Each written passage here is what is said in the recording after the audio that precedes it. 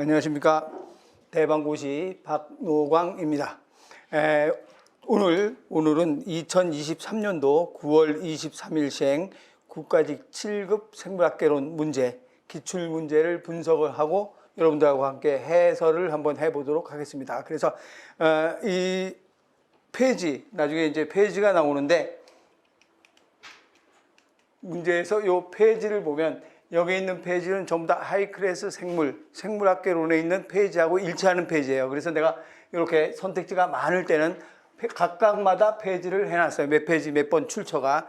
요게 한 문제도 요게 없는 문제가 한 개도 없어요. 그럼 결론부터 말하면 결론은 이번 7급 국가직 7급 문제도 하이클래스 생물학개론에서 100% 적중했다는 소리가 되는 거죠.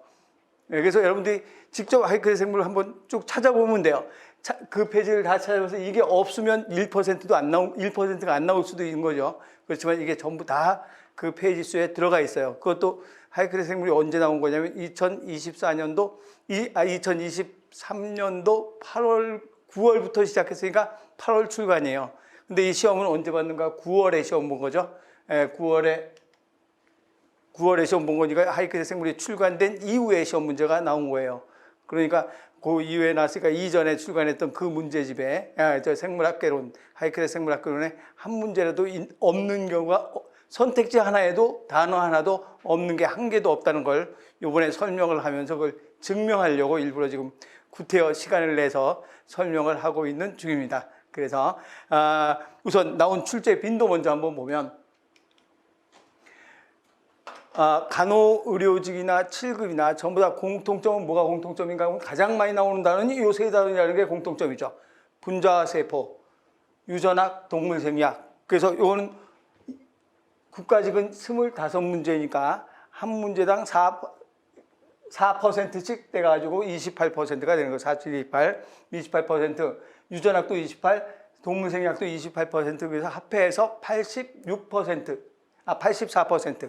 84%의 문제가 1단원과 2단원과 5단원에서 출제가 되는 건 간호의료직 7급 전부 다 공통적인 게 되죠. 그런데 나머지는 꼭 한 문제나 한두 문제가 여기서 나오는 거예요. 그래서 이런 경우에는 여기서 한 문제도 안 나온 대신 여기서 두 문제 나와서 네 문제가 나머지 5단원에서 출제가 됐고 나머지 21문제는 다 여기서 출제가 됐다는 얘기죠.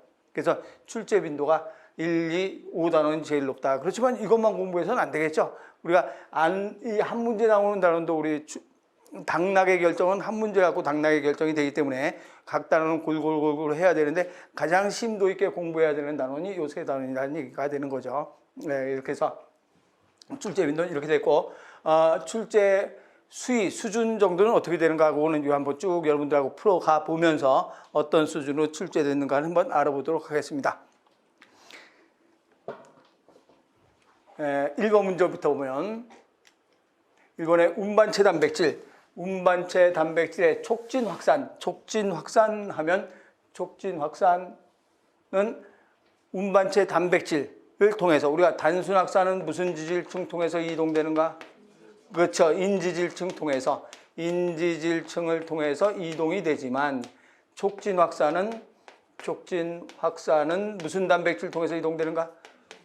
수송 단백질 통해서 이동되는데 수송 단백질이 뭐하고 뭐가 있는가? 운반체 단백질하고 그렇죠. 통로 단백질이 있죠. 그래서 운반체 단백질, 통로 단백질이 있는데 운반체 단백질은 모양이 변해가면서 통로 단백질은 열렸다 닫혔다 해가면서 많은 곳에서 적은 곳으로 이동되는 게 촉진 확산이라고 얘기했죠.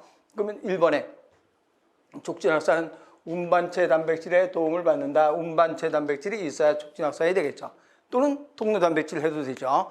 2번엔 포도당을 수송하는 운반체 단백질이 있다고는 우리 이 페이지에 뭐라고 되어 있는가 하면 포도당을 수송하는 운반체 단백질은 미묘한 차이가 있는 과당도 통과시킬 수가 없다라고 이 페이지에 있어요. 포도당을 수송하는 운반체 단백질은 포도당과 이성질체인 과당까지도 통과시킬 수 없게 미묘한 차이가 있다. 페이지에 적혀 있는 거. 그래서 포도당을 수송하는 운반체 단백질이 있다가 되고 또 세 번째 촉진 확산 세포에 에너지가 소비가 필요하다. 확산은 에너지가 필요가 없다. 그래서 확산은 에너지 필요 없고 뭐가 에너지가 필요한가? 능동 수송이 에너지가 필요하다. 그래서 3번이 답이고 4번에 운반체 단백질의 수가 많을수록 용질의 막을 통과하는 확산 속도가 빨라진다. 이건 요 페이지 날개 아쿠아포린 1초에 30억 개의 물을 수송할 수 있다라고 나와 있어요. 그럼 1초에 30억 개다 그러면 1초에 30억 개, 1초에 10억 개, 30억 개. 즉 운반체 단백질이 많을수록 통과하는 속도가 빨라지겠죠. 그래서 그거에 대한 얘기를 한 거고 또 우리 배설에서 배울 때도 아쿠아포린의 수를 늘려서 물을 많이 재흡수하게 된다라고 설명을 했죠. 그래서 거기에 나와 있던 거고 잘못 옳지 않은 것은 3번 돼야 되죠.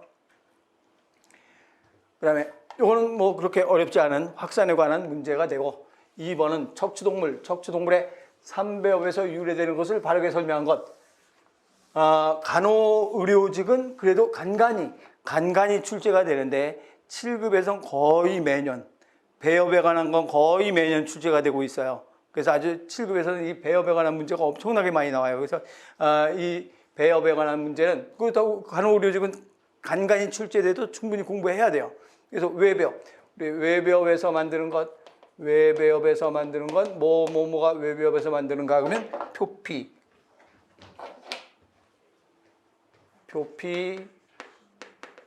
감각, 신경.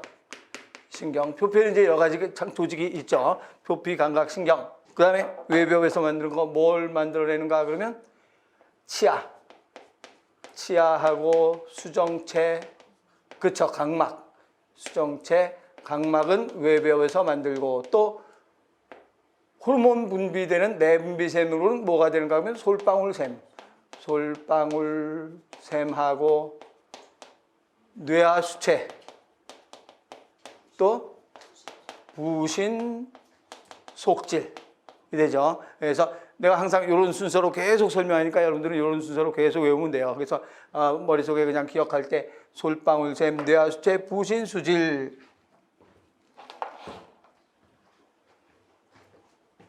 솔방울샘, 뇌하수체, 부신 수질, 속질 해서 요거는 무슨 배업인가? 외배업. 이렇게 해서 비슷한 단어로 신경 써서 외우면 외우기 쉽다 그랬죠. 그래서 이렇게 외배업이고. 그다음에 중배업은 뭐가 중배업인가 그러면 문제는 근육, 골격, 순환, 배설, 생식. 외분비계도 들어가지만 외분비계, 생식계 이런 것들은 중배업이라고 했고 그 다음에 이제 호르몬 나오는 곳으로는 호르몬이 아니라 그 외의 부분이 뭐하고 뭐가 있는가? 표피는 외배업이지만 진피는 무슨 배업이 되는가? 중배업이죠. 그래서 진피 하니까 뭐 기억하라 그러니까 부신, 피질 기억하라고 얘기했어요. 그래서 진피, 부신, 피질. 그래서 진피, 부신, 피질 이렇게 해서 연관시켜서 외우두라 그랬고 그 다음에 내배업은 소화,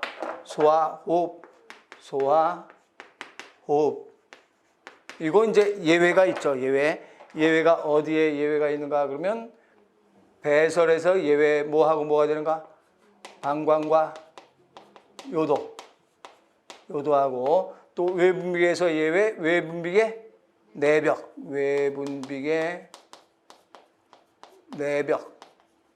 또 생식에서 예외되는 게 생식계 내벽. 그렇죠. 생식계 내벽.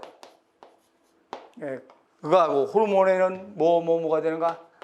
갑상샘, 부갑상샘, 쌍샘 또 가슴샘. 그래서 이것도 갑부가 이렇게 갑상샘, 부갑상샘, 가슴샘, 그죠? 갑부가 하면 되지. 그래서 내벽, 외벽, 중배업, 내벽 이렇게 해서 외우는데 첫 번째 줄 노란 걸로 해놓은 게 제일 단 걸로 나오는 것들이고 나머지는 이제 이렇게 출제가 된다라고 했어요. 그럼 한번 쭉 찾아보면 감각계 하면 감각계니까 여기가 있죠. 외배업이고 갑상샘 하면 갑상샘은 중배업이고 그다음에 근육 하면 근육은 중배업. 갑상샘 내배업. 이건 중배업이니까 1번은 잘못됐죠. 그 다음에 이자는 무슨 배업인가? 요 소화니까 내배업이죠. 이자는 소화, 내배업.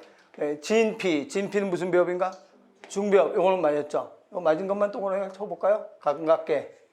갑상샘은 내배업이니까 틀렸고 근육은 중배업이니까 틀렸고 이거는 이자 내배업이니까 틀렸고 진피는 중배업 맞고 간은 내배업 간은 소화 간, 이자, 대장 다 소화계라 그랬죠. 소화계 틀렸고 이자 때문에. 네, 근육은 외배업이 아니라 근육은 무슨 배업이 되는가? 그렇죠. 중배업. 근육, 중배업. 네, 골격도 무슨 배업인가? 중배업. 골격, 중배업, 근육, 골격, 중배업. 이건 맞고. 이자, 내배업. 이자는 소화하니까 내배업. 이것도 맞죠. 그런데 근육 때문에 틀렸고. 그 다음에 외배업에 감각계, 외배업, 감각계, 외배업.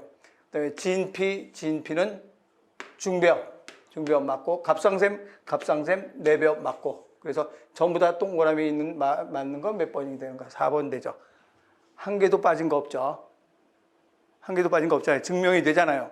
그래서 내가 쭉 했네, 하이크 생물에 빠진 거 한 개도 없다는 걸 증명하려고 지금 계속 그러는 중이에요. 그래서 요 정도 외워두면 100%가 되는 거죠. 그래서 외배업, 중배업, 내배업, 척추물의 3배업을 얘기했고, 그다음에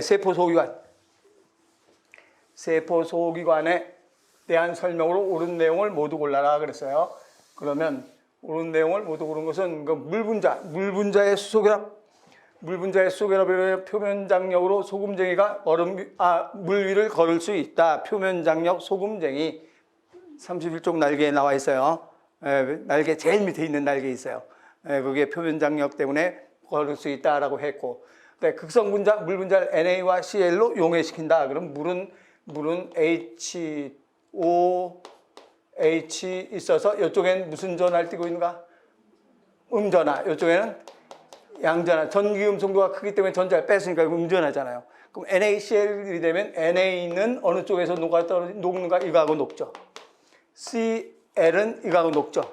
그래서 이것도 수업 시간에 설명했어요. NA와 Cl을 녹일 수 있다. 그래서 이것도 설명했던 거고.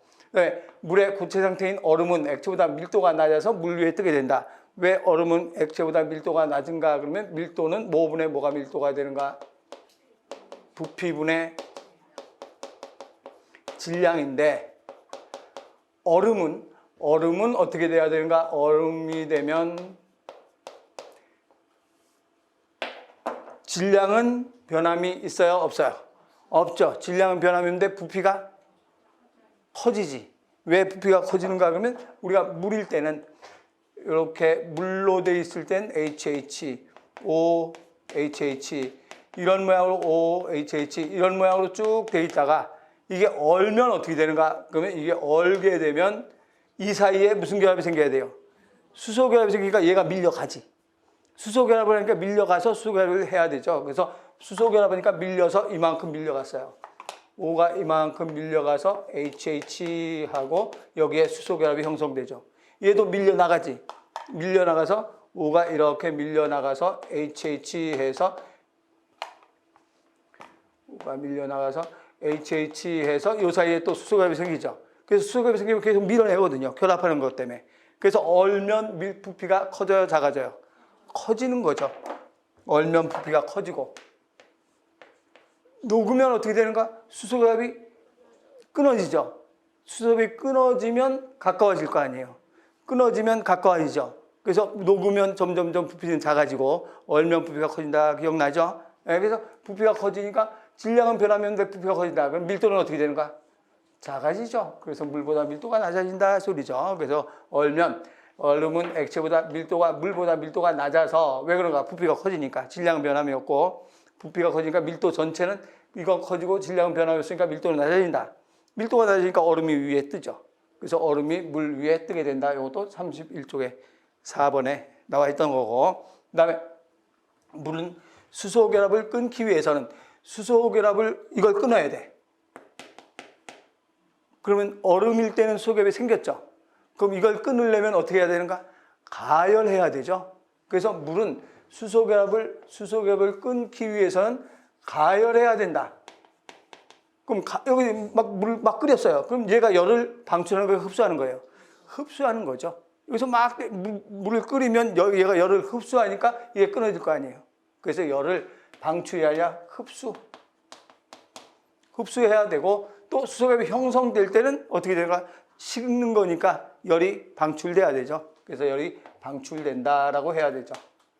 그래서 물은 가열하면 수소갑이 끊어진다. 수소갑이 끊기 위해선 가열해야 된다. 가열한다는 소리 물이 열을 흡수한다는 소리가 되는 거예요. 그래서 잘못된 건 몇 번 잘못됐는가? 문제가 이거를 잘못해 놨구나. 그죠? 물의 특성에 대해서 옳지 않은 것은 어떤 것인가? 라고 문제가 나와야 되는데 옳은 내용이라고 그랬구나. 그래서 이 교정을 보긴 봤는데 옳지, 그래서 왜 모두가 나왔나 지금 생각했는데 옳지, 앞에도 잘못됐구나. 물. 내가 교정 열심히 봤는데 이 문제를 세포 소유관이 아니라 물의 특성에 대한 설명으로 옳지 않은 것, 설명으로 옳지 않은 것은 이렇게 돼야 되네. 그렇죠? 그래야 4번. 여운데 없었으면 나 혼자 한참 헤맬 뻔했네. 그래서 물에 대한 설명으로 옳지 않은 것 하면 4번 돼야 된다. 그래서 교정을 열심히 봤는데도 이런 게 나오네요. 됐죠? 옳지 않은 것. 그래서 4번 돼야 되고, 그 다음에 4번에는 핵산에 대한 설명으로 옳지 않은 것은 어떤 것인가? 이거는 문제가 아주 쉬운 문제죠. 바이러스는 핵산을 갖는다. 핵산 DNA, RNA, DNA 또는 RNA. 이건 뭐 페이지 설명할 것도 없고 모든 책에 다 있어요. 그 다음에 두 번째는 뉴클레오사이드는 뭐를 뉴클레오사이드라고 하는가? 염기하고 당을 뉴클레오사이드라고 하죠. 근데 이 당이 DNA라면 뭐가 되는가? 디옥시리보스. RNA라면 리보스. 전부 다 몇 탄당이 되는가? 5탄당이 있다라고 해야 되죠. 그래서 잘못된 건 몇 번 돼야 되는가? 2번. 어려운 거 없고 이거는 기본 단위체 뉴클레오타이드로 구성된 복합체이다. 뉴클레오타이드, 핵산의 기본 단위 뉴클레오타이드, DNA 이루는 염기는 뭐 이건 설명 안 해도 되죠. 그래서 잘못된 건 2번 돼야 되고. 그 다음에 5번엔 포당의 발효 과정에서 전자를 수용하는 화합물을 바르게 짝지어진 것을 찾아라. 이것도 우리 문제 풀면서 내가 계속 기출문제도 나왔고 어디도 나왔고 계속 나온다고 해서 젖산 발효는 포도당이 두 분자의 무슨 산으로 되는가? 피루산 C3H4O3로 되면서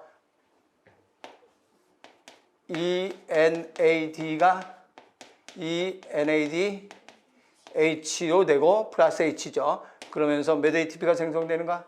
EADP에서 EATP가 생성이 된다.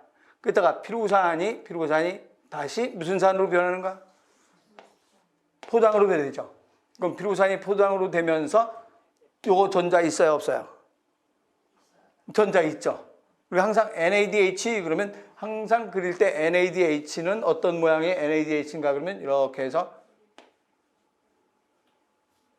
이렇게 전자를 가지고 있는 놈이 NADH.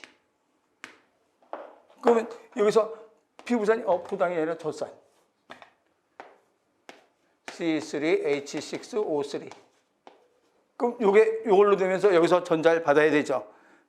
수소가 8개인데 여기가 수소가 다시 12개 됐으니까 전자 플러스 EH를 받아야 된다 이 소리예요. 그래서 이걸 받아야 되니까 이렇게 돼서 요걸로 됐으니까 전자가 없어졌지. 그럼 요 두 개를 누가 가져갔는가? 피루산이 가져간 거죠. 그래서 전자의 수용체는 무슨 산이 돼야 되는가? 피루산. 그래서 젖산 발효의 전자 수용체는 피루산이 된다. 알코올 발효는 C6H12O6가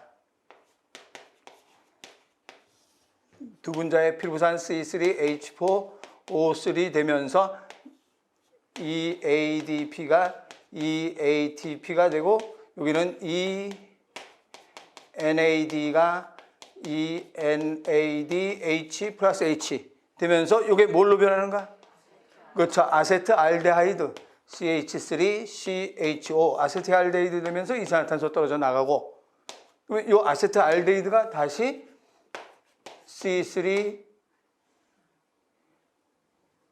C2H5OH가 되면서 여긴 수소가 4있는 8, 8개인데 여기는 6있는 12, 12개가 되니까 4개 들어가야 되죠. 그래서 요게 또다시 들어가니까 전자의 수용체는 누가 전자 수용체인가?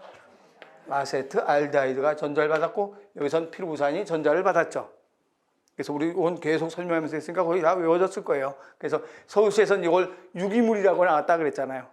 유기물, 전자 수용체는 유기물이다 그렇게 이게 공통적으로 유기물을 해서 아세트알데하이드니까 리을번.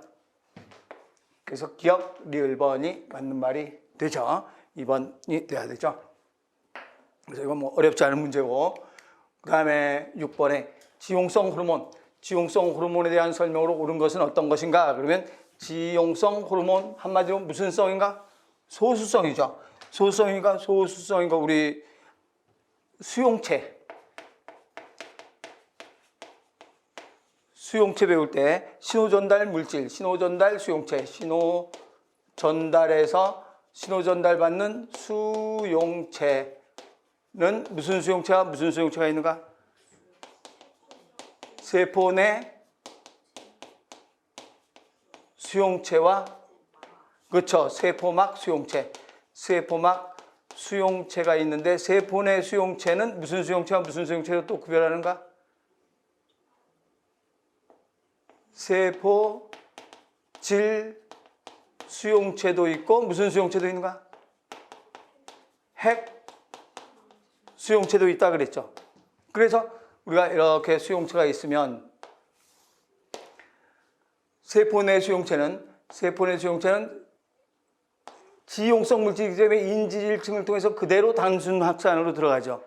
그러면 여기에 핵이 있으면 여기에 수용체가 이렇게 있어서 들어가면 이 수용체하고 신호물질과 수용체가 결합을 하지. 그래서 결합을 해서 이 결합한 게 무슨 인자로 작용한다? 그렇죠. 전사인자로 작용해서 핵 속으로 들어가게 된다. 이거는 무슨 질 수용체인가? 세포질 수용체.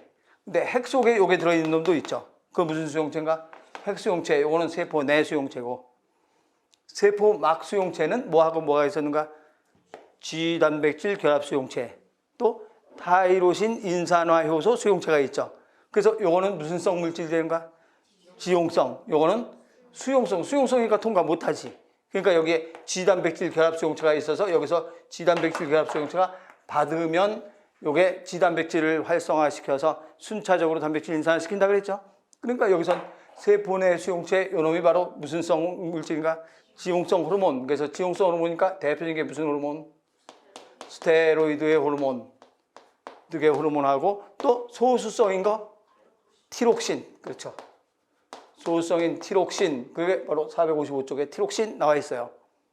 티록신이고 또 하나가 그렇죠. 기체 NO. 그래서 1번에 티록신은 지용성 호르몬의 한 종류이다. 티록신은 지용성 호르몬, 즉 무슨 수용체인가? 세포 내 수용체, 소수성 물질이다. 티록신은 맞고. 2번에 혈액에는 대부분 수송단백질과 결합해서 혈액 속에 있는 수송단백질과 결합해서 운반되는 대표적인 게 뭐라고 하는가 그러면 지용성 물질 운반하는 거하고 똑같아요. 지질 운반하는 거. 그래서 저밀도 지단백질, 고밀도 지단백질, HDL, LDL 그같이 운반하는 거 단백질이 싸서 운반해야 돼요. 지용성이 혈액을 그냥 당기면 어떻게 되는가? 혈관에 다 들러붙어서 전부 동맥경화 일어나잖아요. 그래서 지용성 물질은 혼자 그냥 다니면 안 돼요. 싸고 다녀야 돼요. 그래서 요 69쪽에 콜레스테롤 운반하는 거하고 똑같은 지용성 호르몬도 그런 식으로 운반이 된다. 맞고. 그 다음에 분비세포에서 세포외 배출작용으로 분비세포에서 세포외 배출작용이 아니라 분비세포에서 요 지용성 물질은 그대로 분비가 되죠. 왜 그런가? 지용성이니까 무슨 지질 통해서 그대로 나가는가? 인지질 통해서 그대로 나가죠. 근데 인슐린은 무슨 작용으로 나가야 되는가? 세포외 배출작용으로 나가야 되죠. 인슐린 소포체에서 만들어진 게 골지체로 가서 분비소낭으로 됐다가 분비소낭에서 세포외 배출작용으로 나가게 된다. 그래서 수용성은 세포외 배출작용이지만 지용성은 어떻게 되는가? 인지질층 통해서 혈액으로 바로 나간다라고 해야 되죠. 그래서 지용성이기 때문에 인지질층 통해서 인슐린은 세포외 배출작용으로 나가야 돼요. 인슐린은 소포체에서 만들어지면 거치면 소포체에서 만들어진 게 무슨 체로 이동되는가?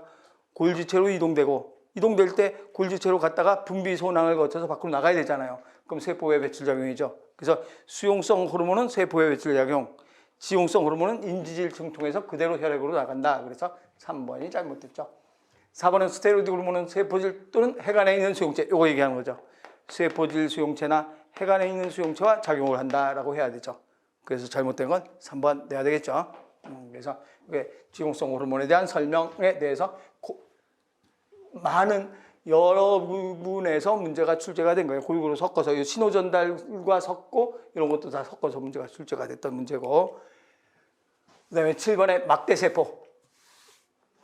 막대세포에서 로놉신을 흡수했을 때 나타나는 현상, 그러면 이것도 순서대로 한번 쭉 우리가 그림 생각해 가면서 보면 제일 먼저 로놉신의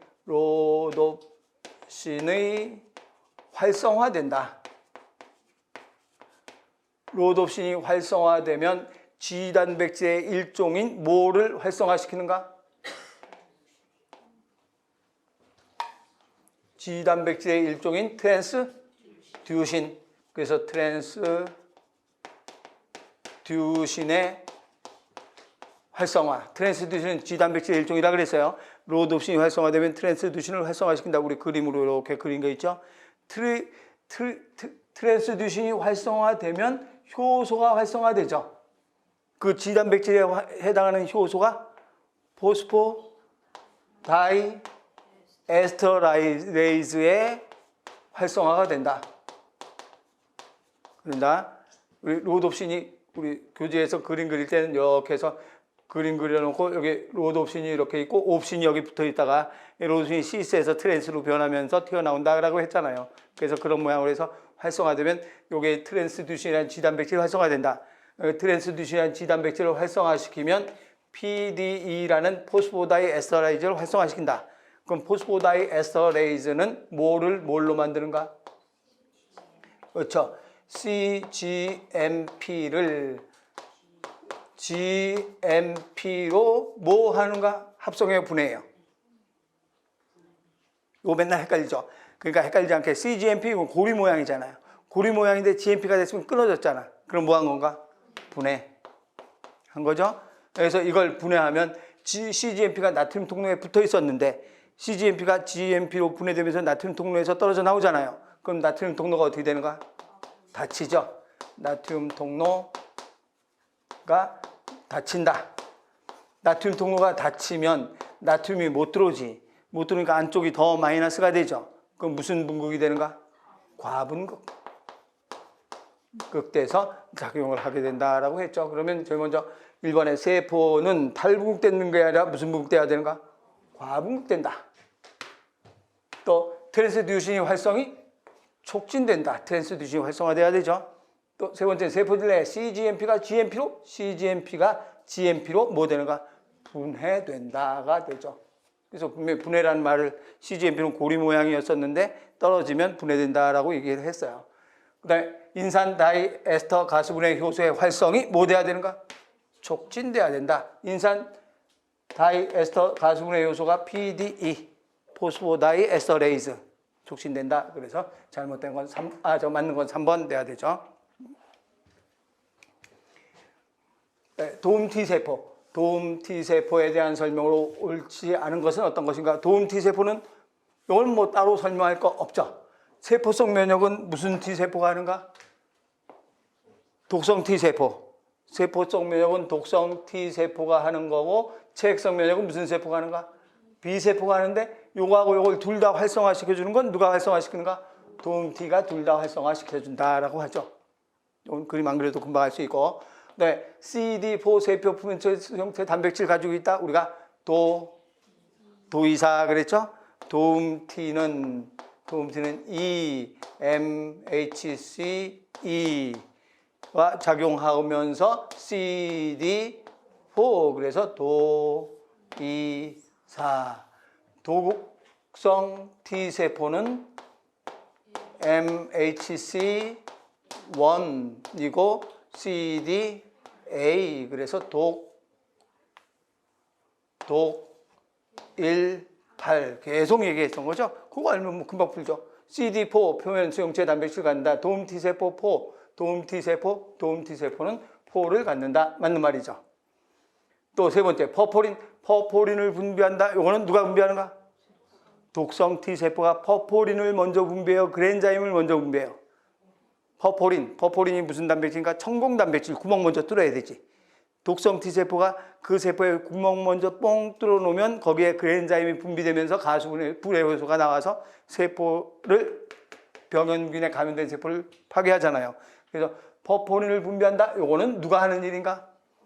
네, 독성 세포 독성 T가 하는 일이니까 도움 T세포에 대한 설명은 아니지. 또 E형 MHC 도이사니까 E형 MHC를 갖는다가 돼야 되죠. 요것만 하면 이 문제는 그냥 해결되는 거죠. 네, 그래서 도움 T세포에 대한 얘기를 한 거고, 그 다음에 넘어가서 사람의 뇌하수체에 관한 설명. 이것도 우리 그림에 286쪽의 그림에 뇌하수체 전엽을 그려놓고 여기에는 뭘로 연결되어 있는가? 이게 시상하부지. 시상하부인데 뇌하수체 전엽은 시상하부는 뇌하수체 전엽과 무슨 맥으로 연결되어 있다? 문맥으로 연결되어 있다. 그런데 뇌하수체 후엽과는 직접 뭘로 연결되어 있는가? 축삭으로 직접 연결되어 있다. 그래서 뇌하수체 후엽 호르몬은 바소프레신과 옥시토신은 여기서 만드는 거예요? 아니에요? 아니지. 어디에서 만드는가? 시상하부에서 만드는 게 여기에 저장돼 있다가 나온다 그랬잖아요. 그럼 1번에 뇌하수체 전엽은 시상하부와 연장된 것으로 뇌하수체 전엽이 시상하부와 연장된 거예요? 후엽이 연장된 거예요? 후엽이 연장된 거죠. 그래서 뇌하수체 후엽은 시상하부와 연장된 것으로 시상하부와 직접 연결되어 있다. 시상하부와 직접 연결되어 있다. 후엽이에요. 후엽. 2번은 시상하부 방출 호르몬, 다른 말로 방출 호르몬, 릴리징 호르몬 RH, TSH, RH, ACTH, RH 했잖아요. TRH, CRH 했죠? 억제 호르몬, 그렇죠. IH, 이니비팅 IBH 호르몬은 뇌하수체 전엽에서 분비되는 호르몬을 조절한다. GH, RH, 그러면 GH를 조절하잖아요. TSH, RH, TSH 조절하죠. 알죠? 네, 그래서 RH. 네, 뇌하수체 후엽에서 분비되는 호르몬 중에서 자궁 수축을 유도한다. 뭐가 되는가? 옥시토신 자궁 수축 호르몬이죠. 네, 맞고. 또 갑상선 자극 호르몬과 성장 호르몬 모든 뇌하수체 전엽에서 PSH, GH 분비가 되죠. 그래서 잘못된 건 1번. 그래서 이거는 시상하부는 뇌하수체 전엽과는 문맥을 통해서 연결되어 있지만 뇌하수체 후엽과 시상하부는 직접 축삭을 통해서 연결되어 있다 라고 해서 직접 연결되어 있는 건 후엽이다 라고 해야 돼요. 그래서 됐고, 그 다음에 그래서 잘못된 건 몇 번 잘못된 건가? 1번이 되죠. 그 다음에 10번은 척수물의 배외막에 4가지의 배외막이 있죠. 척수물의 배외막에는 제일 먼저 배가 있으면 배외막엔 제일 먼저 무슨 막이 있는가? 양막은 뭘로 채워져 있는가? 양수로 채워져 있다라고 했고, 제일 바깥쪽엔 무슨 막이 있는가? 가장 바깥쪽엔 그렇죠. 육모막. 조류에서는 무슨 막이라고도 하는가? 장막이라고도 하고, 여기에 양분 저장하는 주머니, 난황낭. 배설물 저장하는 주머니, 요막. 그렇죠. 그래서 육모막, 양막, 난황낭, 요막, 이것을 우리는 무슨 막이라고 하는가? 배막 4가지가 되는데, 제일 먼저 1번에 양막은 척추동물의 포유류만 나타난다? 아니죠. 양막이 하는 일은 뭘 저장하는 건가? 양수. 그럼 양수가 하는 일은 주로 뭐 하는 기능 갖는가? 보호. 건조로부터 보호. 그럼 건조로부터 보호하니까 육상생물은 다 나타나죠. 그래서 어류, 양서류, 파충류, 조류, 포유류 중에서 양막을 가지고 있는 건 포유류만 양막 가지고 있는 게 아니라 조류도 양막 가지고 있고 또 뭐도 가지고 있는가? 파충류 양막 가지고 있고 그렇지만 양서류하고 어류는 물속에 알라니까 양막이 없죠. 그래서 요거 세 가지가 양막이 있는 건데 이제 우리 요 양막, 배막 배울 때도 간단하게 배웠지만 요렇게 양막이 무양막류, 유양막류 배우는 건 심화에서도 또 나와요. 761쪽에 동물의 분류에 배우면서 무양막류, 유양막류, 체내수정, 체외수정 이런 거 다 여기에서 문제가 나와. 761쪽에 지가 표로 되어 있는 거예요. 표로 되어 있는 표에서 무양막류, 유양막류 다 나와요. 그래서 포유류에서만 아니죠. 파충류와 조류에서도 나타난다 해야 되죠. 그래서 틀렸고. 이번 난황낭은 액체 속에 배알을 둘러싸고 있는 주머니다. 배알을 둘러싸고 있는 주머니, 배를 둘러싸고 있는 주머니는 무슨 막이에요? 양막. 그래서 양막이 배알을 둘러싸고 있는 주머니다라고 해야 되죠. 양막이 배알을 둘러싸고 있는 주머니다라고 하고. 요 막은 포유류에서 초기 혈구를 만드는 장소이다. 초기 혈구를 만드는 장소. 요게 있어요. 어디예요? 그렇죠. 난황낭이 초기 혈구를 만드는 장소이다라고 해야 되죠. 여기에 난황낭 하면서 요 페이지에 초기 혈구 생성에 관여한다라고 돼 있어요. 그래서 3번도 틀렸고 4번에 육모막은 기체, 요막과 함께 기체 교환을 담당한다. 육모막은 요막과 함께 기체 교환을 담당한다. 여기 나와 있어요. 그래서 맞는 건 몇 번이 맞는 말인가? 4번 맞는 말이죠. 그래서 요 정도로 나오기 때문에 자세하게 외워야 돼요. 대략 그냥 뭐 양막, 육모막 이렇게만 외워서는 절대로 안 돼요. 이렇게 자세하게 외워야 이런 문제 풀 수 있어요. 이게 은근히 어려운 문제예요. 쉬운 것 같은데 어려운 문제죠. 그래서 이렇게 이번 기회에 이렇게 보고서 이제는 이걸 대충 보지 말고 자세하게 외워가면서 넘어가야 되겠다는 생각을 해야 돼요. 그래야 이런 문제 풀어요. 그래서 쉬운 듯 하면서 어려운 거. 요게 문제고. 그다음에 그래서 이런 문제 풀면서 난황낭을 다시 한번 이렇게 공부를 하고 양막 같은 거 이런 거 다시 한번 공부를 하면 또 한번 문제 풀면서 외우는 거예요. 그런 식으로 외우면 되고. 그다음에 12번엔 유전자는 mRNA로 전사되고 폴리페프티드로 번역된다. 번역의 개시 종결 신장에서 오는 것은 어떤 것인가 그랬어요. 그러면 우리가 이제 리보솜에는 소단위체 있고 큰 소단위체가 있죠. 그럼 여기에 무슨 자리 있는가?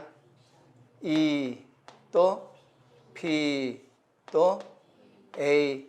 그래서 아미노아실 tRNA가 들어오는 자리는 어디가 되는가? A 자리가 되죠. 여기에 이제 아미노아실 tRNA가 들어왔다가 일로 올 거 가고 왔다 가고 계속 가면 여기에는 무슨 tRNA가 있는가? 펩티딜 tRNA.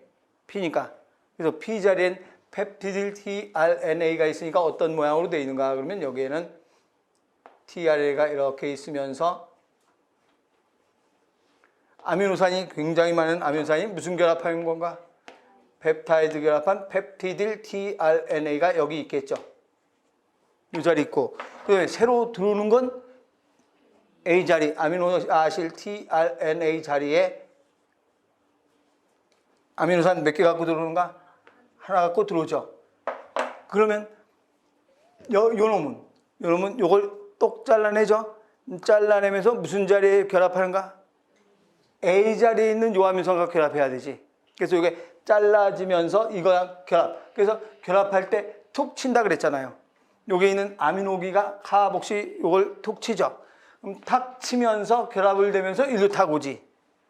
그래서 요게 떨어져서 어디로 오는가? 요로 이렇게 주렁주렁 이렇게 매달려 오잖아요. 그러면 새로 첨가될 아미노산 부착된 tRNA가 리보솜의 A 자리에 결합한다. 새로 오는 거 A 자리에 결합한다 되죠. 새로 오는 거는 A 자리에 결합을 한다. 그래서 맞고. 그다음에 2번에는 폴리펩타이드가 P 자리에서 tRNA를 방출한다. P 자리에서 tRNA로부터 이거 방출되는 게 아니라 이게 떨어져서 누구하고 결합하는가? A 자리에 있는 아미노산과 결합한다 해야 되죠. 여기서 tRNA도 방출된다는 소리는 이게 떨어져서 나간다는 소리예요. 떨어져서 방출되는 게 아니라 떨어진 게 어디하고 결합하는가? A 자리에 있는 아미노산과 결합해야 되지. 그래서 A 자리에 있는 아미노산과 결합해서 우리 조금 아까 그린 것처럼 여기에 있는 아미노산과 결합해서 이런 모양으로 이렇게 돼야 되죠. 그래서 이건 폴리페프타이드가 P 자리에서 A 자리에 있는 아미노산과 결합한다. A 자리에 있는 P 자리에서 A 자리에 있는 아미노산과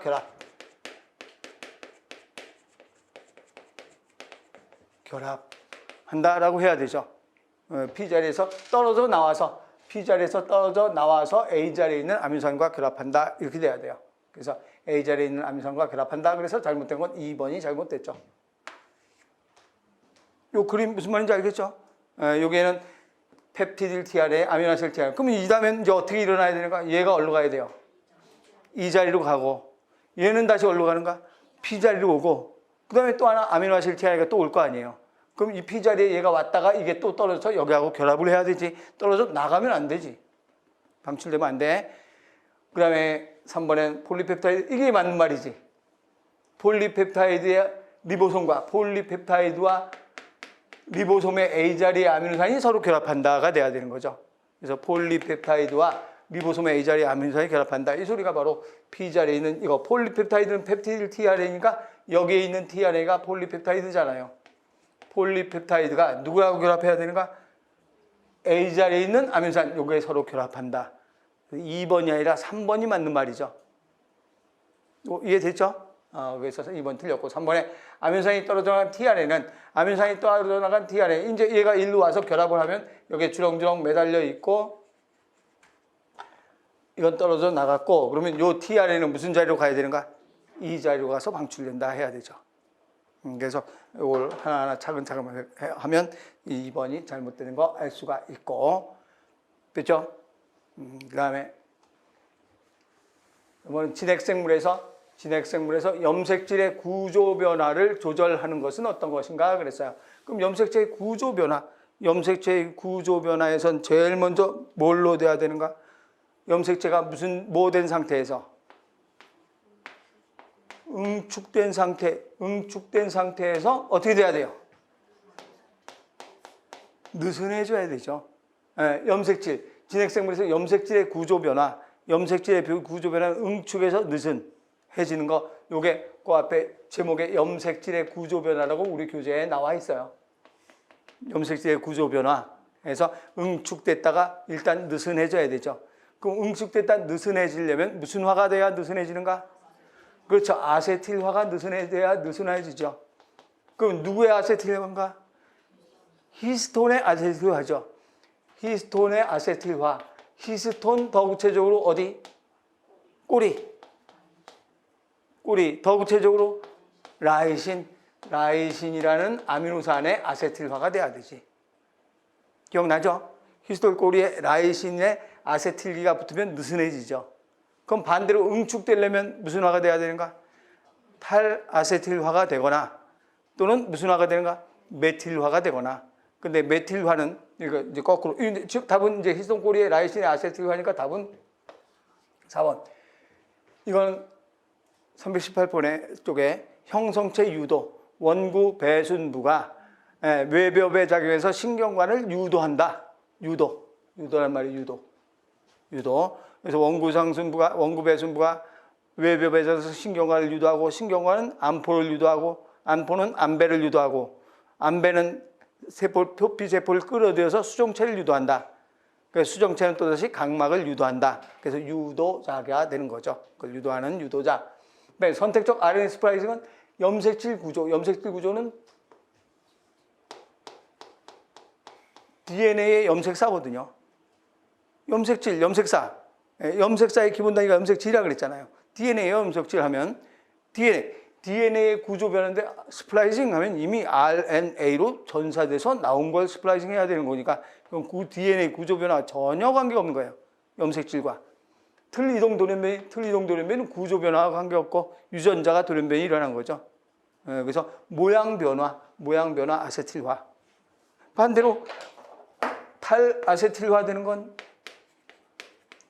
탈아세틸화가 되는 것은 히스톤 꼬리에 라이신 아세틸기 떨어져 나가는 거고 또 하나 이제 무슨 화가 있는가?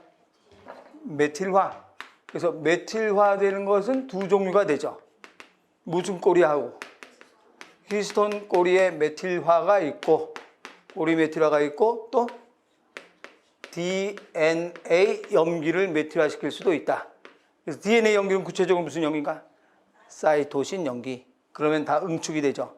응축됐다가 이제 염색질이 전사할 때는 느슨해져야 되잖아요. 그래서 염색질의 구조 변화. 그래서 내가 우리 수업하면서도 염색질의 구조라고 경기에서 한번 나왔다고 얘기했어요. 염색질의 구조 변화. 그래서 염색질의 구조 나오면 벌써 머릿속에 딱 히스톤이라는 말이 생각이 들어야 돼요. 염색질의 구조 그러면 응축 느슨이라는 말이 머릿속에 딱 생각이 와야 돼요. 염색질의 구조 변화 4번 내야 되죠. 그다음에 13번은 캠식물에 대해서 옳은 것은 어떤 것인가, 옳지 않은 것은 어떤 것인가. 그러면 캠식물은 어디에서 작용하는가?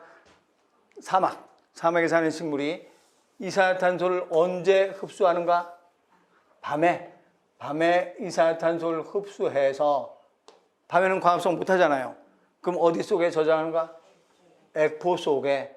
이게 밤이죠. 밤에 액포 속에 저장했다가 저장할 때 C3인 식물에 만나서 뭘로 저장한다가? C4짜리로 저장한다 그랬어요. 그래서 C4 물질인데 이 C4 화물이 여러 가지가 있지만 주로 어디에 저장하는가? 옥살 아세산에 저장한다 그랬죠. 그 옥살 아세산에 저장할 때 요거를 촉매해주는 효소가 이 옥살 아세산 되려면 요게 뭐가 돼야 되는가? PEP 포스포에놀 피루산 탄소 3개짜리잖아요.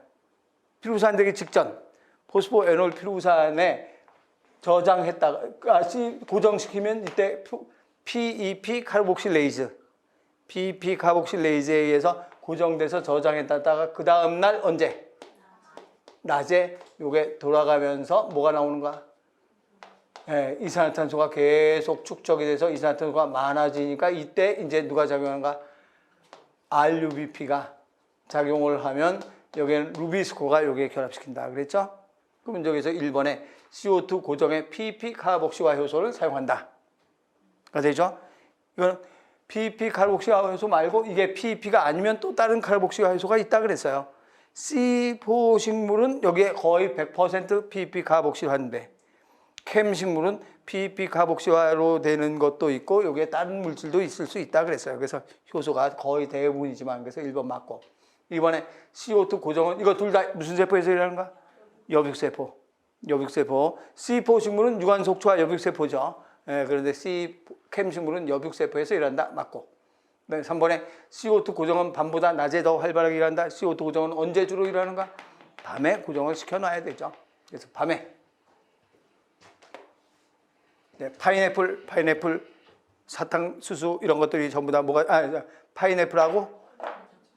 파인애플하고 서인장 이런 게 무슨 식물이라고 했는가? 캠 식물이라고 했죠. 그래서 잘못된 건 3번 내야 되죠. 그다음에 13번 단백질의 구조에 대한 설명을 옳지 않은 것. 단백질의 1차 구조는 아미노산 서열. 이건 뭐 설명 안 해도 충분히 알 수 있죠. 아미노산 서열이고 광우병은 잘못 덮여진 프라이온 단백질 광우병이라고 했고 그다음에 난모양 적혈구비혈증 헤모글로빈의 단백질 1차 구조에 돌연변이 기여한다. 이걸 잘못 봐갖고 난모양 적혈구비혈증은 헤모글로빈이니까 헤모글로빈 4차 구조라고 생각하면 안 되는 거죠. 왜냐하면 헤모글로빈 자체는 몇 차 구조지만 4차 구조지만 그것을 구성하는 GAG가 GUG로 되면서 글루탐산이 바이린으로 변한 거잖아요. 그러면 여기에 몇 개의 146개의 아미노산 중에서 여섯 번째 아미노산인 GAG가 GUG로 변하면서 글루탐산이 발린된 거예요. 이거는 그냥 아미노산 서열이 잘못된 거지. 아미노산 서열이 잘못된 거니까 몇 차 구조가 잘못된 건가? 1차 구조. 이것도 굉장히 실수하기 쉬운 문제예요. 기억, 니은, 디귿, 니을로만 하면 이것도 틀렸다고 보는 경우가 잘못하면 있어요. 왜 그런가? 어디에 현혹돼서? 헤모글로빈에 현혹돼서 이거는 4차 구조구나 라고 생각할 수가 있단 말이에요. 하지만 헤모글로빈 자체는 몇 차 구조예요? 4차 구조예요. 헤모글로빈 자체는 4차 구조지만 이 안에 있는 글루탐산이 바알린으로 변하는 건 아미노산 배열이에요. 아미노산 배열. 아미노산 배열 순서, 아미노산 서열 순서이기 때문에 몇 차 구조가 되는 거야? 1차 구조가 되는 거야. 이걸 헤모글로빈에 현혹되면 안 돼요. 그래서 이게 문제는 아주 잘 만든 거예요. 이렇게 문제를 만들어야 많이 틀리죠. 그래서 많이 틀리면 문제가 잘 만들어진 것이. 그래서 헤모글로빈은 현혹시키지 않고 만든 거예요. 만약에 헤모글로빈이란 말이 안 나오고 그냥 뭐 침묵 돌연변이 그럼 단백질 1차 구조다. 뭐 과학센스 돌연변이다. 단백질 1차 구조다. 그건 나오잖아 금방. 그렇지만 헤모글로빈이라는 말을 딱 해서 이건 1차 구조 맞는 말이죠. 4번은 확실히 틀린 거죠. 4번의 알파 구조는 몇 차 구조예요? 2차 구조. 2차 구조는 나선 구조의 원자 간 이온 결합 아니죠. 무슨 결합인가? 수소결합. 수소결합인데 뭐하고 뭐의 수소결합인가? NH와 CO 사이에 있는 수소결합이라고 그랬죠. NH와 CO 사이에. R기간의 수소결합이라고 하면 돼요, 안 돼요? 그렇죠. R기간의 수소결합하면 몇 차 구조가 되는가? 3차 구조. NH와 CO 사이에 수소결합 이렇게 돼야 되죠. 그래서 이건 물론 이온결합이라는 말은 아주 완전히 틀린 말이기 때문에 이건 뭐 무슨 기하고 무슨 기 이런 말 몰라도 문제 금방 풀 수가 있죠. 그래서 4번 알파 나선 구조는 2차 구조이니까 2차 구조 알파 나선하고 베타 병풍이 2차 구조죠. 그래서 수소결합인데 NH와 CO 사이의 수소결합. R기간의 수소결합은 3차 구조고. 그래서 4번이 잘못됐고. 그 다음에 15번은 포도당의 해당 과정. 해당 과정은 포도당이 무슨 산으로 되는 건가? 그렇죠. 포도당이 두 분자의 피루부산으로 되면서 몇 H 나오는가? 그렇죠. ENADH 플러스 H. 4H요, 4H.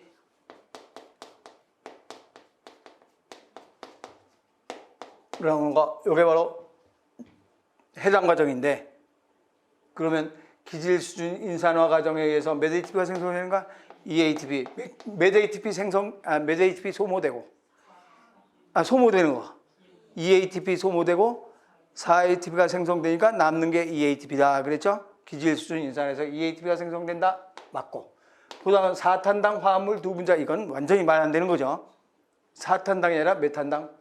3탄당인 피루부산 두 분자지. 그래서 3탄당 화합물인 피루부산 두 분자로 전환된다. 또 이번에 미토콘드리아가 아니라 어디에서 일하는가? 세포 기질에서 일한다. 또 산화적 인산화가 아니라 무슨 수준 인산화가? 기질 수준 인산화이다. 이건 뭐 눈치 빠른 사람은 1번 아니면 4번이 답이지. 그렇죠? 그래서 기질 수준 인산화니까 1번 해야 되죠.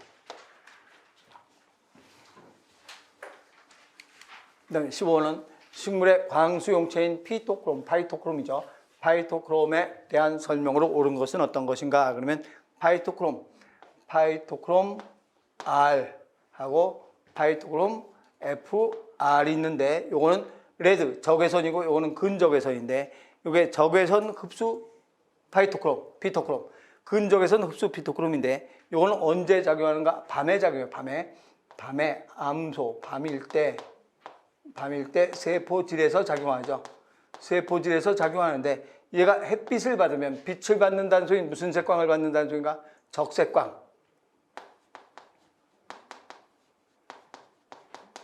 빛이죠. 빛.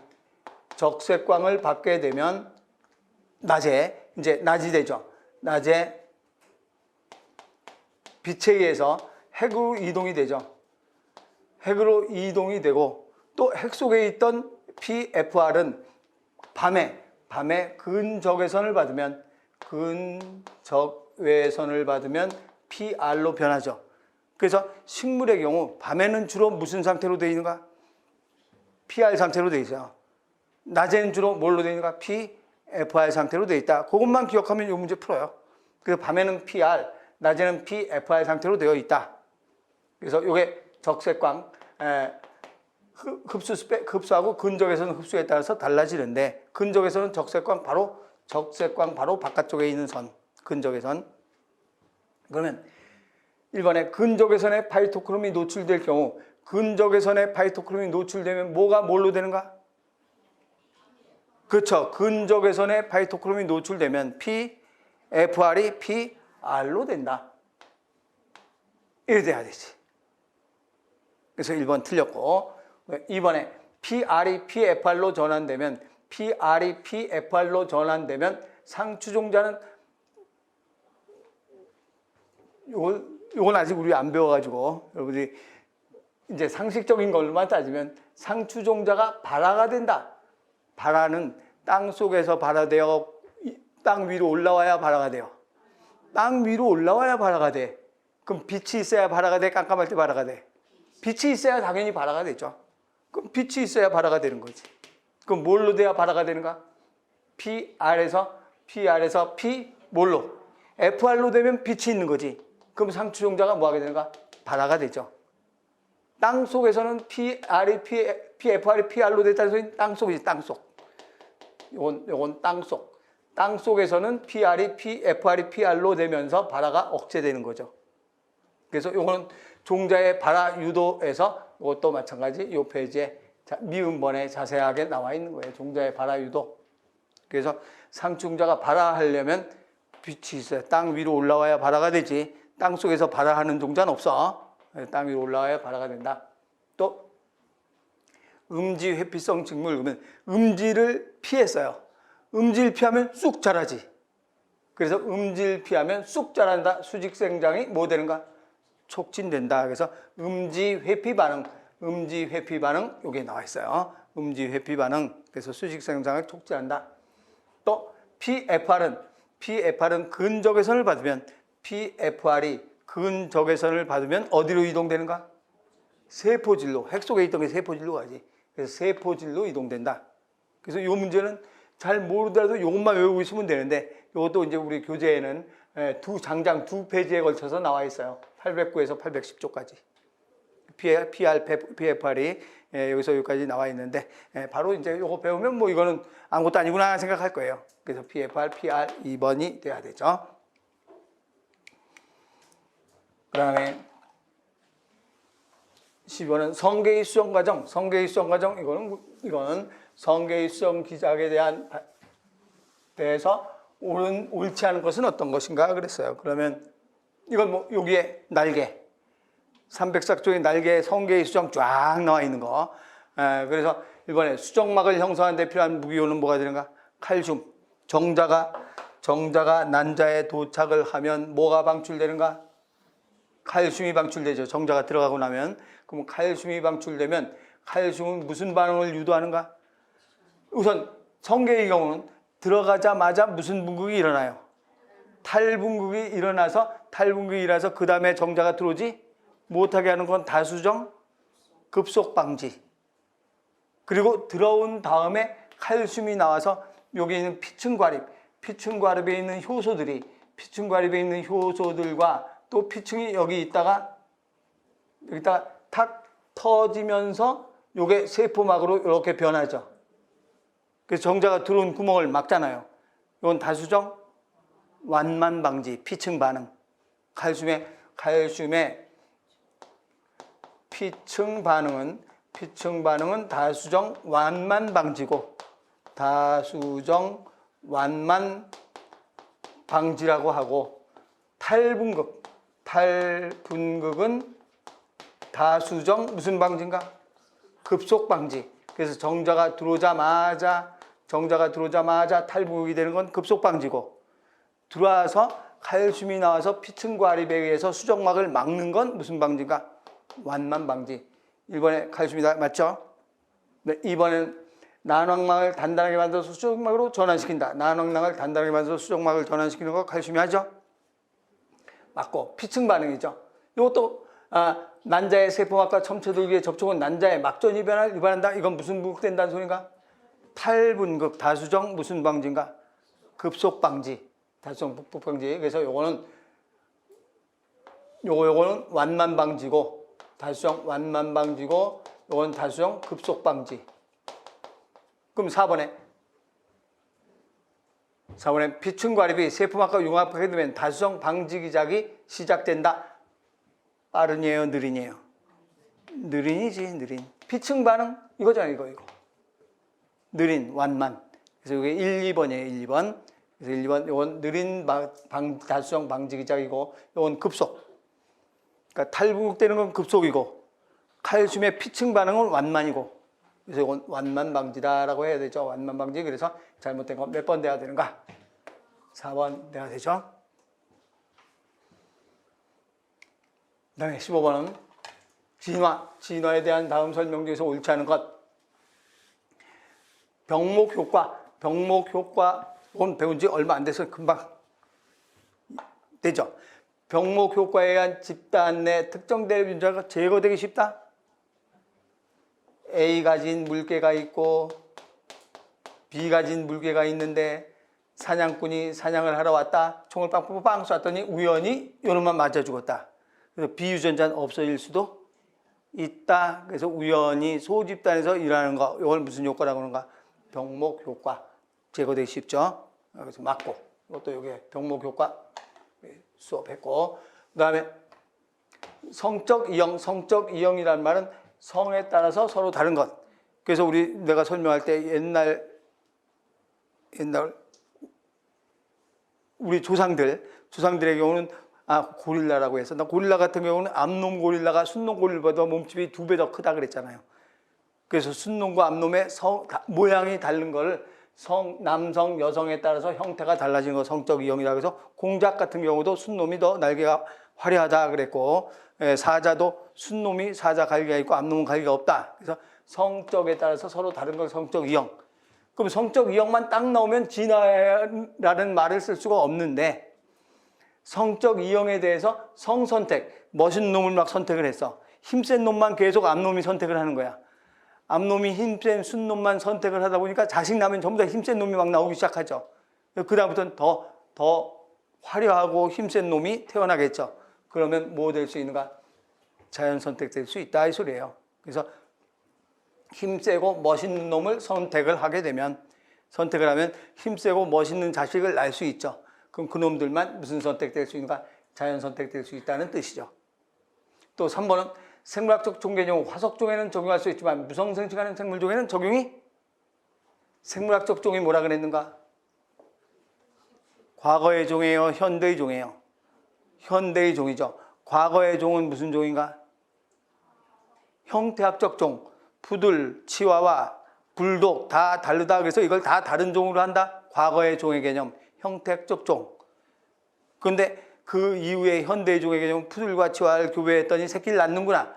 그래서 서로 교배해서 자손을 만들 수 있으면 무슨 학적 종이라고 하는가? 생물학적 종이라고 한다. 그래서 그러한 기억나죠? 이제 예를 드니까.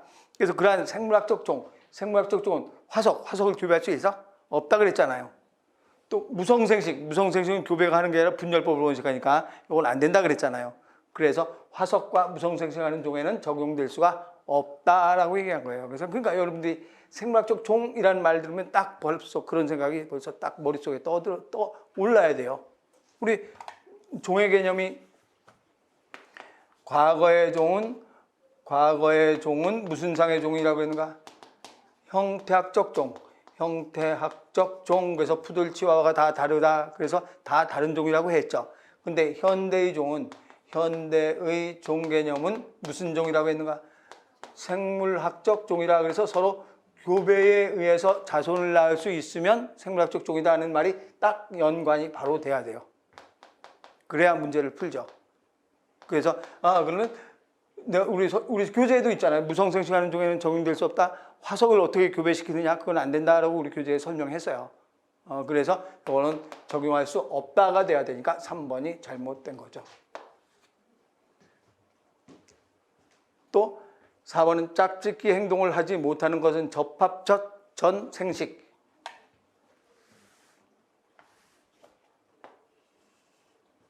그럼 또 생각이 나야 되죠. 무슨 적 경리가 있는가? 생태적 경리가 있고 서식지가 다를 때 다른 서식지일 때는 생태적 경리고 그 다음에 시간적 경리 그러면 서로 다른 시간에 봄에 가을에 봄에만 교배하는 놈하고 가을만 교배하는 놈끼리는 서로 격리가 된다. 또 행동적 경리는 울음소리 같고 소리가 다른 새하고는 교배 안 한다. 행동적 경리. 기계적 격리. 기계적 격리는 뭐가 되는가? 생식기관이 다르다. 생식기관이 다르다. 또 배우자 격리. 배우자 격리는 무슨 수정하는 놈에서 체외 수정하는 놈에서 성계 같으면 성계에서 성계의 수용체, 난자에서 수용체가 맞는 정자만 들어가야 된다 이 소리죠. 요거는 수정 전이에요, 수정 후예요? 수정 전이지, 수정 전. 수정 전이 바로 접합 전. 수정 전 생적 격리. 그러면 짝짓기 행동을 못해서, 이거 다 짝짓기 행동을 못하고 있잖아요. 서시가 달라서 짝짓기를 못하고, 시간이 달라서 못하고, 이게 다 달라서 못하는 거잖아. 그러니까 짝짓기 행동을 못하는 건 접합 뭐가 되는가? 전 격리다. 기억나나? 접합 후 격리는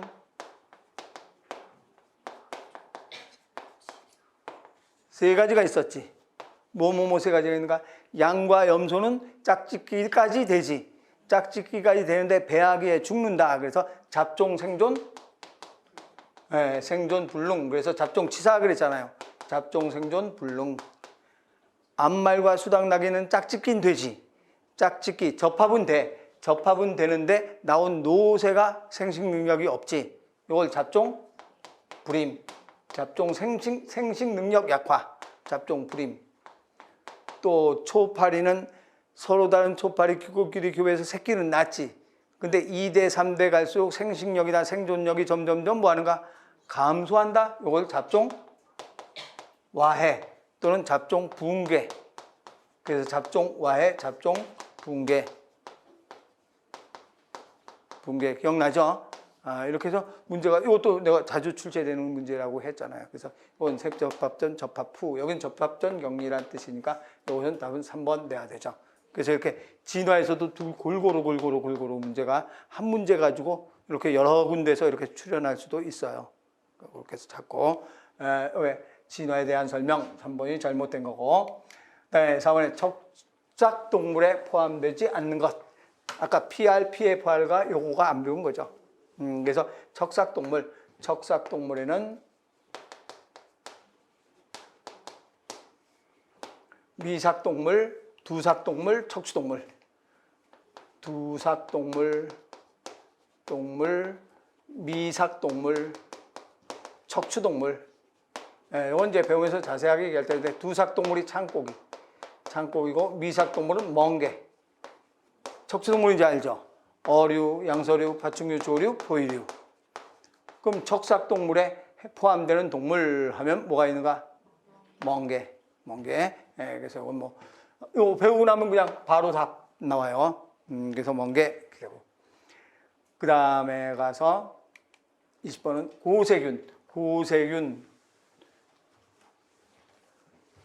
고세균은 스트랩토마이신.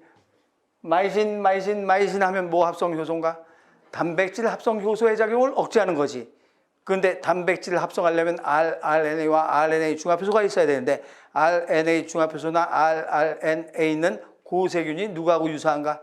진핵생물과 유사하기 때문에 진핵생물, 우리는 항생제에 대해서 스트레토마이신에 대해서 생장이 억제되지 않잖아요. 그럼 요거는 고세균은 진핵생물과 비슷하니까 억제되지 않는다 해야 되죠. 그 다음에 두 번째, 단백질 합성에 사용되는 게시아미노산은 메사이온이다. 고세균의 단백질은 메사이온인. 진정세균은 포밀메사이온인. 진정세균은 포밀메사이온, 고세균은 메사이온이지만 진정세균의 포밀기는 단백질 합성하고 나면 떨어져 나간다 그랬죠? 그래서 맞고, 잘못되고 1번 답은 나왔고. 그러면 3번에 고세균은 펩토글리칸 성분이 없다. 그럼 펩토글리칸 성분 대신에 뭘로 되어 있는가? 슈도무레인이나 S층 등등등등이 있다라고 하죠. 또 원형의 염색체를 갖는다. 이건 무슨 세균 둘 다 공통점인가? 진정세균, 고세균 다 공통점이죠. 공통점이고, 그래서 전부 다 이건 고세균에 해당되는 말이고, 뭐만 잘못되는가? 1번만 잘못이 됐죠. 금방 이건 답 나올 수 있는 문제죠. 21번, 여성의 생식주기에서 옳지 않은 것은 어떤 것인가? 그러면 여포에서 배란될 때 제 몇 난모세포의 상태로 배란되는가? 제 2난모세포로 배란된다. 출생 당시는 제 1난모세포 무슨 기? 전기. 배란될 때는 제2난모 세포 중기. 그래서 전기 중기라 순서대로 이기 때문에 외우기 쉽다 그랬어요. 맞고. 네, 프로게스테론이 최고 농도 이후에 배란된다. 프로게스테론이 최고 농도 이후에 배란된다. 제일 먼저 뭐가 먼저 나오는데? 에스트로겐이 나오면서 FSH가 나오면서 뭐가 나오는가? 에스트로겐 나오죠. 그래서 에스트로겐 나오면 에스트로겐은 적은 양일 땐 FSH를 촉진하지만 적은 양일 땐 FSH를 촉진했다가 억제했다가 적은 양일 때 억제했다가 에스트로겐이 많아지면 FSH도 촉진된다 그랬죠. 그거 누구도 촉진되는가? LH의 분비도 촉진되죠. 그랬다가 요때 이제 뭐가 일어나는가? 배란되면 뭐가 분비되기 시작하는가? 프로게스테론이 분비가 되기 시작하죠. 그럼 프로게스테론은 FSH와 LH의 분비를 뭐 시키는가? 억제. 또 LH의 분비도 억제시킨다 그랬죠. 그러면 배란되고 나면 프로게스테론의 최고 농도 이후에 배란된다. 프로게스테론이 아니라 누구 최고 농도? LH가 최고 농도. 그러니까 순서는 어떻게 되는가? 누가 제일 먼저 최고 농도 되는가? 에스트로겐이 최고 농도로 되는 게 12일. 13일 때는 에스트로겐이 최고 농도로 되는 게 12일이고 13일 때는 LH가 최고가 되고 14일 날 배란된다 그랬죠. 그래서 에스트로겐이 최고 농도가 된 다음 최고 농도가 된 다음에 우리 그래서 내가 요거 이렇게 그림에다가 줄쳐놓으라 그랬던데 에스트로겐이 최고 농도로 되고 난 다음에 뭐가 최고로 되는가? LH가 최고로 되고 난 다음에 뭐가 일어나는가? 배란이 일어난다 그랬죠. 그리고 하루 차이라 그랬죠. 그래서 이건 프로제스테론은 배란된 후에 프로제스테론이 나오지. 그래서 에스트로겐이 최고로 되고 난 후에 LH가 최고로 되고 그 후에 배란이 일어난다. 순서 기억나죠? 그다음에 그래서 2번이 잘못됐고 3번은 FSH와 LH는 여포생장 촉진한다.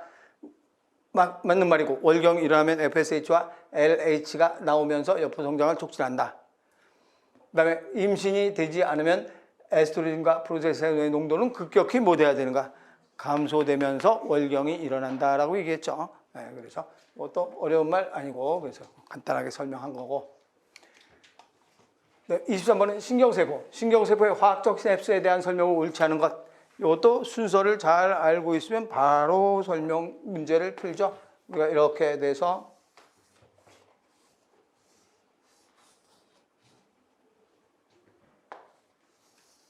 제일 먼저 쭉 와서 여기서 탈분극이 일어나면 분극, 탈분극, 제분극 계속 오겠죠? 와서 탈분극 활동전이가 여기까지 와서 여기가 탈분극되면 무슨 통로가 열린다? 칼슘 통로. 칼슘 통로가 열리면 무슨 이온이 안으로 들어오게 되는가? 칼슘 이온이 들어온다. 그래서 칼슘 이온은 시냅스 소포를 축삭말단에 결합을 시키는 일을 하죠. 그래서 시냅스 소포를 축삭말단에 결합시키면 여기서 뭐가 나오게 되는가? 아세틸콜린, 신경전달 물질이 나와서 그 다음 시냅스 후소에 전달이 되죠. 그러면 제일 먼저 칼슘이 유입되면 시냅스 소낭이 시냅스 전막과 결합한다. 칼슘이 들어오면. 그 다음에 탈분극에 의해서 전압개폐성 칼슘 통로가 열린다. 맞죠? 그 다음에 순서는 어떤 순서인가 그러면 이게 제일 먼저 1번이지. 활동전이가 축삭말단에 도착이 되면 탈분극이 일어난다. 그럼 탈분극이 일어나면 무슨 통로가 열리는가?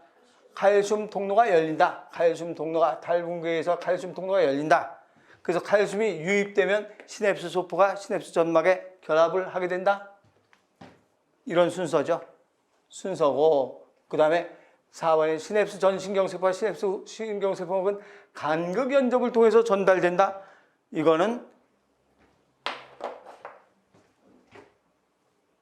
화학적 시냅스가 아니지. 요건 간극 연적을 통해서 전달되는 건 무슨 적 시냅스인가? 전기적 시냅스. 전기적 시냅스는 심장세포 같은 경우는 전기적 시냅스라 해서 뭘 통해서 연결되는가? 간극 연적을 통해서 바로 전달된다 그랬죠? 그래서 요거는 말은 맞는데 요거는 화학적 시냅스가 아니라 무슨 적 시냅스라는 소리가 전기적 시냅스일 때는 3번이에요. 3번은 전기적 시냅스이다. 화학적 시냅스는 1, 2, 4번인데 순서는 요 순서를 완전히 거꾸로 해놨지. 되게 헷갈리게 만들려고. 그래서 순서 거꾸로 이렇게 해놨는데 요 3번은 전기적 시냅스이다 이 소리예요. 그래서 이 문제의 가장 중점은 그냥 이 화학적이라는 말 생각 안 하고 시냅스 그러면 답 찾는데 헤매요. 시냅스라고만 읽고서 문제를 풀면 답 찾는데 헤매. 그러니까 문제 풀 때도 꼭 이렇게 화학적 시냅스 하면서 쭉쭉 줄거가면서 찾아야 돼요. 그냥 시냅스로만 찾으면 답 찾는데 굉장히 애로사항이 많고 시간도 많이 걸리고 이건가? 아닌데 이건가? 이것도 맞는 것 같고 이것도 맞는 것 같고 하다 보면 그냥 후다닥 시간이 지나가 버려요. 그래서 화학적 시냅스, 이거는 전기적 시냅스구나라고 알 수 있죠. 그 다음에 마이크로 RNA 하면 마이크로 RNA 전구체에서 마이크로 RNA가 이런 핀 모양으로 만들어지죠. 핀 모양으로 마이크로 RNA 전구체가 만들어지면 마이크로 RNA DNA에서 만들면 이거 잘라야 되지. 이걸 자르는 효소 이름이 무슨 효소인가? 다이서. 그래서 다이서라는 효소가 이걸 잘라내서 몇 중 가닥으로 만들어 놓는가? 2중 가닥으로 딱딱 잘라냈죠. 그럼 이것을 무슨 가닥으로 만들어야 돼요? 단일 가닥으로 만들죠. 이게 바로 무슨 RNA인가? 마이크로 RNA. 여기에 뭐가 결합하는가? 여기에 단백질이 결합하죠.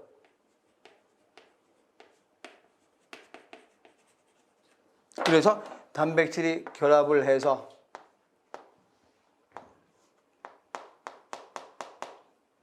마이크로 RNA와 단백질이 결합을 했으면 단백질이 결합한 이게 이제 여기에 누구에 가서 달라붙어야 돼요. 마이크로 RNA가 하는 일은 DNA를 잘못하게 하는 거예요. RNA를 방해하는 거예요. RNA 방해. 우리 제목에 RNA 방해라고 나와 있잖아요. 그래서 mRNA를 그냥 놔두면 리보솜이 계속 붙으면서 번역을 할 거 아니에요. 근데 이제 더 이상 번역할 필요가 없다. 그러면 바로 이 마이크로 RNA가 이 mRNA에 결합을 해서 이게 마이크로 RNA와 단백질이 결합을 해서 리보솜이 지나가다가 딱 걸려서 더 이상 못 지나가지. 번역을 져야 하는 거죠. 그래서 마이크로 RNA는 누구의 간섭에 마이크로 RNA에 찾아보면 무슨 간섭이라고 나와 있는가? RNA 간섭이라고 나와 있어요. 이게 이제 우리가 흔히 쓰는 말로 저기는 유도 침묵 복합체라고 얘기하는 거예요. 그 이 유도 침묵 복합체는 누구를 방해하는 건가? RNA를 방해한다. DNA를 방해하기는 무슨 DNA를 방해해요? 마이크로 RNA니까 RNA를 방해해야 되지. 이게 RNA 간섭이잖아요. RNA 간섭 기억나죠? 안 나? 나죠? 그래서 RNA 간섭, DNA. 바로 1번 나오는 거예요. 그래서 1번이 잘못됐죠. 마이크로 RNA 표적이 되는 mRNA 번역을 억제한다. 표적되는 mRNA 번역 억제해야 되지. 또 마이크로 RNA 이중 RNA를 다이서 효소는 이중 가닥 RNA 분해하죠. 다이서. 요 페이지의 그림에 다이서 기억나죠? 다이서란 말. 단어 하나하나 없는 거 없다니까요. 다이서란 말 있고 다 있잖아요. 그래서 다이서는 이중 가닥 RNA 절단한다. 마이크로 RNA 비번역 RNA다. 비번역 RNA. 우리 책에는 뭐라고 되어 있는가? 그렇죠. 소형 난 코딩 RNA. 그래서 에센시 RNA로 우리 교재에 나와 있죠. 그래서 이게 바로 어떤 게 있는가 하면 예를 들어서 마이크로 RNA도 있고 소형 방해 RNA도 있고 또 PIWI RNA, WI 결합하는 RNA가 있고 또 바소체 만드는 것도 있고 또 소형인 RNA도 있다 그랬죠? 기억나죠? 여기 코딩되지 않는, 번역되지 않는 RNA, 난 코딩 RNA인데 소형인 S, 실제로 이제 여기다 난 코딩이지만 보통 소형 난 코딩 RNA 이라는 거죠. 그 비변형 RNA. 그래서 이런 단어까지 다 있잖아요. 그래서 잘못된 건 1번 돼야 되죠. 그 다음에 유전자의 발현을 분석할 수 있는 방법이 아닌 것은 어떤 것인가? 유전자 발현 분석에서 우리가 뭐 있었는가 하면 크리스퍼-캐스9 시스템. 요거는 뭐 하는 거예요? 유전자를 뭐 하는 거야? 잘라서 편집을 하는 거잖아요. 편집. 발현을 하는 게 아니에요. 유전자가 발현된다는 소리, 유전자가 발현돼서 단백질을 합성하는 게 유전자 발현이에요. 이건 단백질 합성하는 게 편집. 바로 답 나오죠. 편집이고. EST는 우리 뭘 얘기했었는가 하면 인슐린 같은 유전자를 쭉 해서 인슐린을 찾아내는 방법. 발현, 서열, 표시해서 EST라고 했고, 요거 빼면 뭐나 마찬가지라고 했는가? 엑손이나 마찬가지라고 그랬죠. 예, 발현, 서열, 익스프레스 시퀀스 엑손이라고 했고, 인터버링 시퀀스 하면 인트론이라고 얘기했죠. 그래서 엑손인데 요거 좀 표시라 그래서 그거를 표시한다 그래서 요걸 무슨 DNA로 만드는가? cDNA로 만들어서 형광 표시를 하면 다 붙어가지고 금방 인슐린 유전자가 어디 있는지 알 수 있다 그랬어요. 발현, 서열, 표시 EST라고 딱 우리 교재에도 약자로까지 나와 있어요. 그 다음에 이건 당연하죠.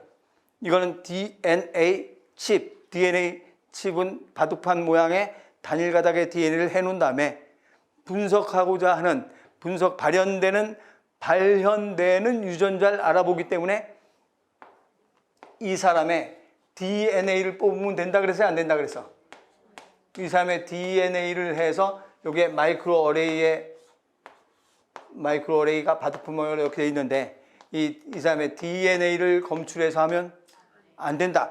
갑상샘에 있는 DNA나 이자에 있는 DNA는 다 발현된다 그랬죠. 그래서 DNA를 하면 안 되고 뭘 뽑아서? 그렇죠. mRNA를 뽑아야 이자에서 발현되는 유전자를 알 수 있지. 그래서 이걸 무슨 DNA로 만드는가? cDNA로 만들어서 칩하는 것. 이게 바로 마이크로 어레이. 근데 이거 하려면 전부 다 약간의 DNA 갖고 돼야 안 돼요. 안 돼. 우선 DNA를 뭐 시켜야 되는가? 증폭시켜야 발현되는 걸 알 수 있죠. 증폭돼야 발현되는 거 알 수 있어. 그래서 그 유전자 증폭 RT-PCR도 해야 된다 이 소리예요. 그래서 관련이 없는 것은 몇 번 돼야 되는가? 1번 돼야 되죠. 그다음엔 진핵세포의 염색체에서 옳지 않은 것은 어떤 것인가 그랬어요. 그러면 1번에 염색체에서 DNA가 히스톤을 갖고 있는 걸 뉴클레오솜이라고 한다. 이건 뭐 설명할 것도 없죠. 뉴클레오솜이라고 하고 이것도 설명할 거 없죠. 체세포 분열 무슨 기에 응축돼요? 염색사가 염색체로 되는 거? 전기지, 전기. 간기에서 염색사가 염색체로 돼서 전기 때 염색체로 돼서 중기 때는 중앙에 배열되는 거 중기잖아요. 여기서 염색체에 뭐라고 되는가? 응축이 된다. 이 소리는 무슨 기에 응축되는가? 전기 때 응축이 돼야 되죠. 그래서 염색사가 염색체로 된다. 이 소리예요. 염색사, 염색체. 그래서 이거는 전기. 이건 어려운 거 아닌데? 아주 쉬운 건데. 염색체, 전기 때 염색사, 염색체로 응축된다. 사람에게 한 세트 염색체가 이건 안 읽을게요. 그 다음에 읽을 필요도 없지. 그 다음에 상동 염색체는 유사하지만 동일하지 않은 유전자를 가지고 있다. 요거랑 상동 염색체인데 여기에 머리카락 유전자당 곱슬머리 유전자면 고든머리 유전자 가질 수 있다 이 소리죠. 그렇죠? 같은 형질을 나타내지만 머리카락 유전자로는 유사하지만 동일하지 않은 곱슬머리 유전자, 고든머리 유전자 가지고 있을 수 있다. 서로 다른 대립 유전자 가질 수 있다. 됐죠? 네, 그래서 잘못된 거 몇 번 돼야 되는가? 2번 돼야 되죠.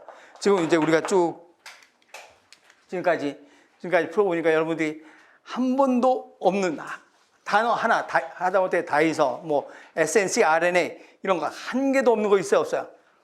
100% 한 개도 없는 거 없어요. 다 들어있죠.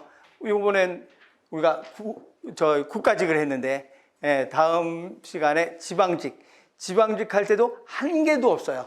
단어 한 개도 선택지뿐이 아니라 단어 한 개라도 빠진 게 없어요. 그러니까 여러분들은 하여튼 이렇게 하이크 생물 갖고 하여튼 깊숙이 단단히 공부하고 있으면 거기에서 다 나오니까 믿으면서 아주 공부를 그걸 달달달달달달 외우면 돼요. 필요한 것만 달달 계속. 또 내가 설명을 계속 밑줄 쳐준 거 그런 거에 주로 나오지 밑줄 안 쳐준 거 없잖아요. 다 밑줄 쳐서 그거 필요한 것만 쭉 나오니까 그렇게 해서 공부하도록 하고 다음에 한번 이제 지방직도 한번 풀어봅시다. 수고했습니다. 네.